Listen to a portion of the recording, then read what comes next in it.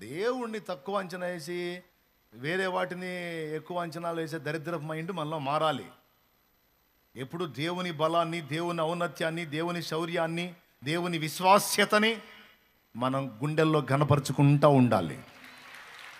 నా దేవుడు బలవంతుడు, నా దేవుడు శక్తివంతుడు, నా దేవుడు సర్వాధికారి, నా దేవుడు సార్వభౌముడు, విశ్వానికే చక్రవర్తి ఆయన.